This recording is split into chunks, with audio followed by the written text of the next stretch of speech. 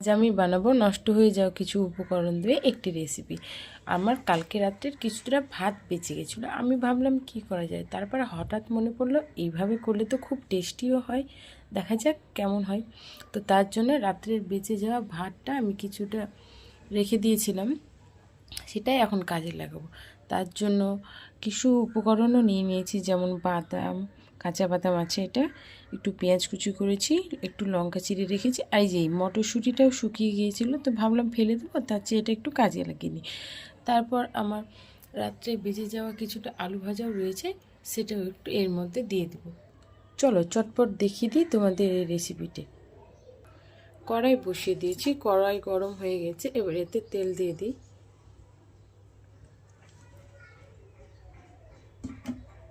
তেল গরম হয়ে গেছে, আমি এতে কিছুটা জিরে ফোড়ন দিয়ে দেব,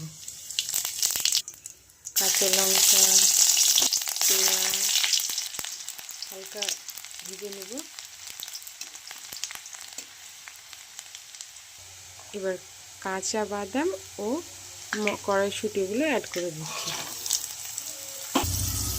হাফ চামচ নুন দিয়ে দিলাম, হলুদ, সামান্য পরিমাণ জিরে গুঁড়ো, সামান্য পরিমাণ কাশ্মীরি লঙ্কা গুঁড়ো।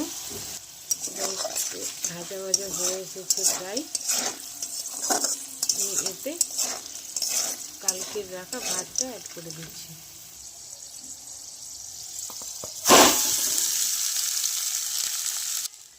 ভেজে রাখা আলুগুলো দিয়ে দিলাম।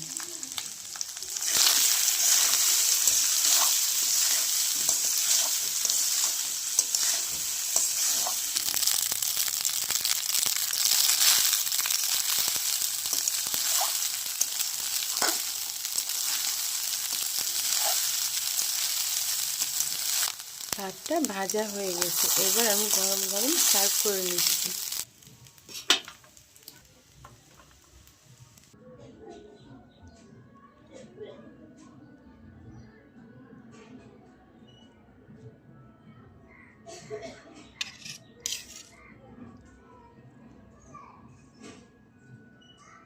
দেখুন কি সুন্দর হয়েছে। ভিডিওটি কেমন লাগলো আপনারা প্লিজ লাইক কমেন্ট শেয়ার করে দেবেন, আর আমার একটু পাশে থাকবেন। আমি ছোট ইউজার, অতটা ভালো ভিডিও করতে পারি না, প্লাস আমি একা একা ভিডিও করি, তাই আমার একটু খুব কষ্টও হয়। প্লিজ আমার পাশে থাকবেন আর সাপোর্ট করবেন। Bye bye. ব্রেকফাস্টটা এইভাবেই আজকে সারলাম।